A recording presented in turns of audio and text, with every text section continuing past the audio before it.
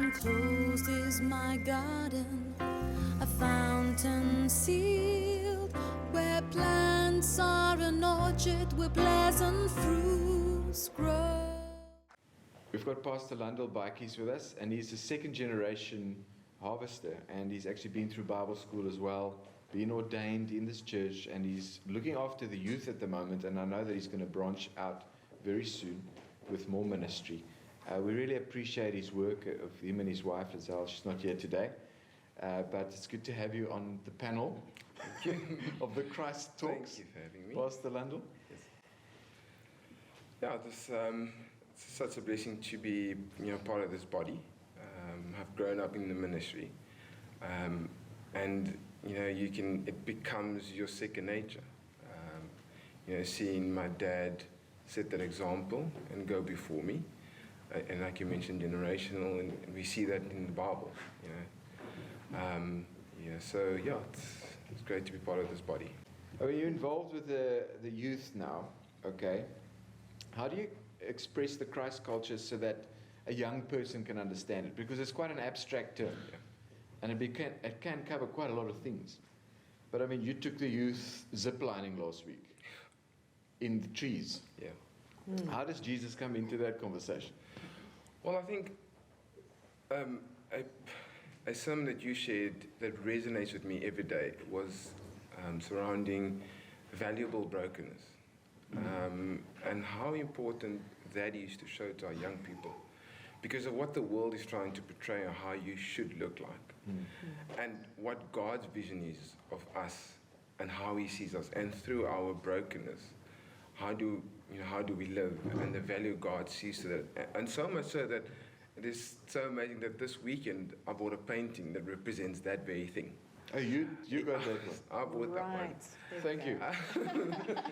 And because the young people want someone just to be real. Show them, where your shortcomings are, but give them the keys on how you overcome.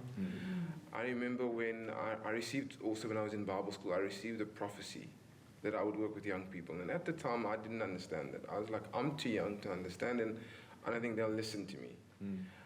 And it's 12 years on, and it came naturally. It now comes naturally. And I enjoy it so much because, of what God has instilled. So it's to be real and just show them that through our brokenness, God, His gold that shines throughout, His love and His faith. And I think what they're really looking for, or what they really want, is this faith. I think what's important for them is faithfulness. I've kind of seen, someone just to tick it off. That faithfulness, that consistency. And that speaks back to the fruits of the Spirit. So, and because of our busy lives, like we shared earlier, I don't know where you get the time I think to do what you do. God just gives me that grace to just be consistent. And I think they appreciate that. And that gives them the keys to unlock certain areas. When they have consistency in their sport, that faithfulness, to bring that joy, speak with kindness to each other. So I think that valuable brokenness resonates so much, just not in that sermon, but it resonates in my life, in my family life. And I hope that resonates through them as a youth as well. Brilliant. And just to testify on the blessing, Pastor Clyde and them, they testified earlier, how they've blessed us as a youth. We've been there, and we've experienced that peace. So how that helps us to even reach out to the areas like that, and how I've got encouragement there, and that peace, inner peace that instills. So what would you say to parents that are kind of not in getting their kids to youth yet? What's your message to parents, and what would you like to see more from parents of young people in churches? Well, I think it is to take an interest in the things that's important to them.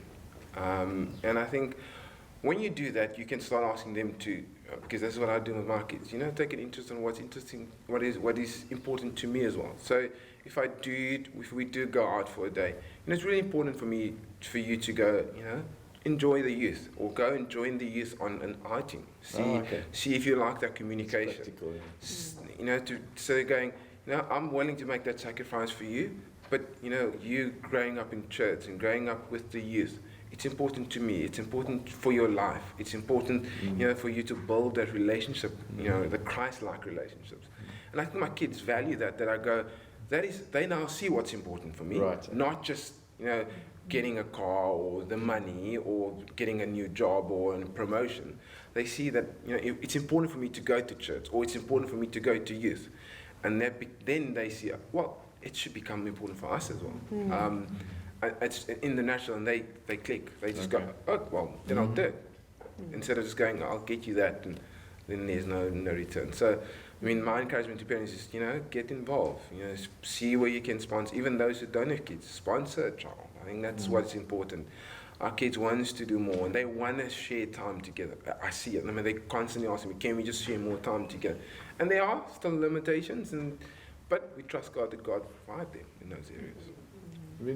Prophet Chantal, you've had some kids come through youth as well. Yeah, I think what you're saying is so true and so valuable.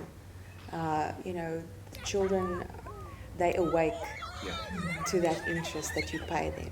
They awake, and it's not an interest out of duty. No. It's that sincere. You need to be 100% sincere when you're interested. Because they know, right? Because they are sharp. The youth of today are sharp. They can see through us in many ways. And so even our motivation, why are you so interested in me all of a sudden? Not just for you to go to church. We know that's important, but to sometimes just sit with them through something that they want to listen to or want to watch. Yeah. Also stay true. I know sometimes we as parents, we sometimes have to have that uncomfortable conversation like, Yes. I can't really sit through this program with you because it doesn't resonate with me as the parent, and these are the reasons why. And they have to deal with that too, not to be scared. Yes. We're not trying to cater to their whims all the time. Yeah. But it's a give and take relationship, That's great. based on sincere interest. Yes. And I think what's really important there is to show them that, because sometimes they, like, if an example is the music. So I sometimes listen with them, and I go, now let's find ways on how do we reform that, because you might like the beat of the song, and you might like some of the sounds that resonates through it, because it's hip and vibey. But let's go and how do we then reform that? And a good example was when me shared, this is why we are set apart. Okay. The song that we played, and they enjoyed it, and after we played the song, they go, this is so cool. And I go, well, now that's what I want you to do. You need to raise the standard. You need to bring these new songs. You need to find those beats that resonate, among your friends. Why do they listen to the music? Most of the time, they don't even know what the people are saying. Like the beat. But they like the beat. They like and I go, now go and create songs like that. Start writing your own songs. Yeah. So, Amen to that. Thank you for you and your wife's work and your children. They're standing with you. Yeah. I can see it. It's a family deal. And it's a great example for many. And I hope you raise up many other pastors, because there's a lot of work for you in the kingdom. So start making disciples. Start getting interns going. I'm commissioning you, brother. And we appreciate your work for but they're not little lambs anymore. They're intermediate lambs. Like if you're feeding the intermediate lambs of the youth. Youth lambs. The youth lambs. God bless you, Pastor. Thank you you. very much. Amen.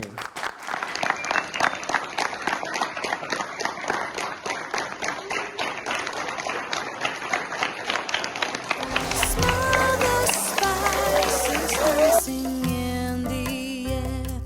Let your wind blow over my garden.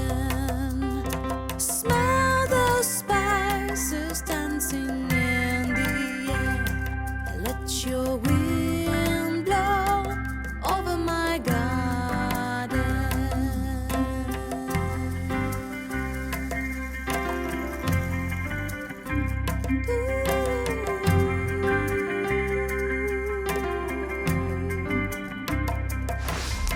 Enclosed is my garden, a fountain sealed, where plants are an orchard orchard where pleasant fruits grow.